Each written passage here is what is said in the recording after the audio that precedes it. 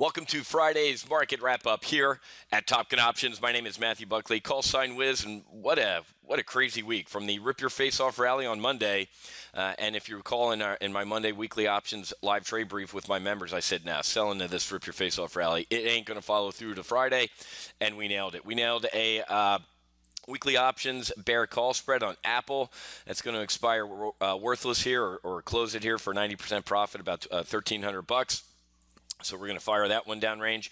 Tried to leg into an iron condor on Apple with a bull put spread. I didn't get filled on it, but a lot of my members did. If I gotten filled on both sides of that iron condor, that would have been about a $2,800 profit this week on 2 trades on Apple. So that's great. That's essentially a full throttle annual max membership paid for with 1 trade. Well, 2 spreads, but 1 iron condor this week. So very, very happy with the performance of our weekly options model portfolio and our portfolios in general. Oil got a little bit hit one of our Brazil positions, but helped one of our other Brazil positions. But oil caught a little bit of a slide this week into bear market territory. Energy stocks on track for the worst week since February. So really not reflected too harshly in equities. We remember the last couple December and Januaries where oil did implode. What was it, 2 years ago? December, January, when it busted 30. Equities were in the tank. It was ugly. Cats and dogs living together. Doesn't really seem that oil is that big of a drag on equities this week. So we'll see. We're going to have to monitor that. But as I covered throughout the week, a lot of these oil companies, especially the big ones, the Death Stars there, like an ExxonMobil or ConocoPhillips, their sales are rigged for about $30, $35 oil. So, yeah, obviously if oil keeps sliding, it's going to suck. But if we hover around here in the lower 40s, it's not that bad for an ExxonMobil. So we'll talk about that Tuesday in our primary live trade brief. I get into these now. Oil ain't going to zero, folks. I was just watching the news with Saudi Arabia and a bunch of the countries on the left side of the pond giving a list of demands to Qatar, like shutting down Al Jazeera, just a big list of demands that if Qatar doesn't agree to, might see a little bit of a shooting war. And we are seeing a shooting war on in the Gulf anyway, and Syria. F-18 shot down an Su-22 fitter, and Strike Eagle shot down an Iranian drone. Here's some F-16s, NATO F-16 buzzing the Russian defense minister's aircraft, only to be intercepted by some Su-27s. A lot of things could potentially go bump in the night. And, oh, by the way, we got an ominous tweet this week from President Trump that said, hey, at least China tried to help us out with South Korea. Now it's our turn.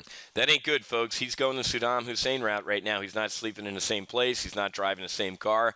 He thinks there's a couple SEAL teams that are going to go Bin Laden on his ass, or at least a couple cruise missile strikes. There's some satellite activity reporting that they might get underground activity, that they might be getting ready for another bottle rocket or just a firecracker underground. Not good, folks. You got to keep an eye on all this stuff. Some good news this week. The Fed's stress test yesterday, hey, it's bolstering the case for easing bank rules. That's great. Results give ammunition to Trump administration for scaling back what? Franken-Dodd, the Volcker rule, all the knee-jerk reaction out of the Obama administration. It's great. Our J.P. Morgan trade year to date, since inception on this, one long call diagonal is up about 25 grand, man. So as I predicted, the financials are going to get airborne again here.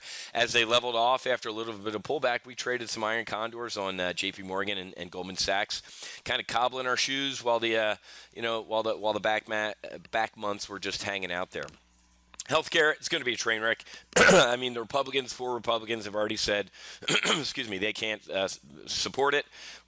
Republicans can't get out of their own way. They really are a freaking clown car. I get they're a party of principle and, hey, this thing sucks, so I'm going to vote no on it. It's going to, remember, guys, the biggest market pullbacks this year, if you can call them that, there's the sell the State of the Union. There's the first Republican clown car failure to repeal and replace Obamacare. And here's the Comey memo.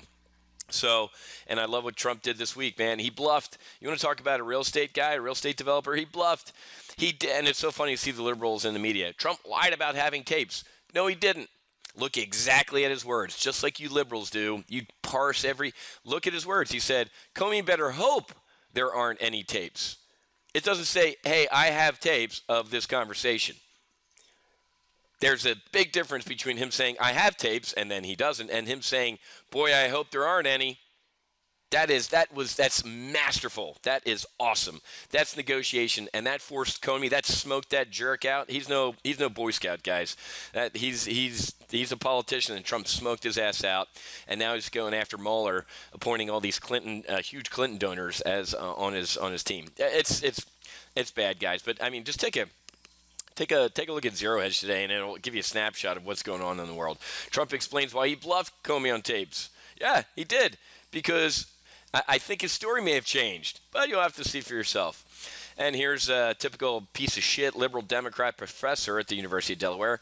Otto Warmbier was a rich, white, clueless white male and got exactly what he deserved. That's what you deserve, is to spend captivity in North Korea for a couple years, get the shit beat out of you, be brought back to your parents in a coma, and die. There you go. Let the University of Delaware know what you think of that professor there. David Stockman, he was a budget director under who? Reagan or Bush or one of these guys. Hey, man, there's a huge air pocket between Wall Street fantasy and economic reality. I agree with that. I agree with the guy. That's why I call this a hold your nose rally. I'm holding my nose, man, but we got to get long vol, and we got to take a look at being safe in this market, because this is just it's nuts. The macroeconomic data aren't that good, but the stock market just keeps going higher and higher. Not good news if you're 2,500 human cashiers at McDonald's. We want $15. We want this. You know what you're going to get? Well, you're going to get replaced. So now you're unemployed. New home sales rebound from April collapse as median price hits an all-time high. I'm actually getting a new place down here in Lauderdale, so I know that feeling. PMIs tumbled to 9-month lows, catching down to the collapse of hard data. So take a look at this map. Here's the U.S. services PMI in the green, manufacturing in the blue, and there's the hard data, folks. So it's starting to catch up. It's not super great out there. This is a good one. Bank of America. Central banks are now in a desperate dilemma. I've been covering this all week. What? That the Fed raising rates is trying to rein in this equity bubble, right? SocGen said what this week? The Fed is raising rates too slowly to contain an asset bubble. I agree with SocGen, man. If Janet wants to keep something bad from happening, she needs to ratchet up the thermometer a little bit quicker. Caught on video, Russian ships and subs fire cruise missiles at ISIS targets in Syria. That's great. It's not ISIS targets. It's actually anti-Assad forces. You guys know the deal. They ain't fighting ISIS. We are. They're fighting anti-Assad forces. Complete shit show.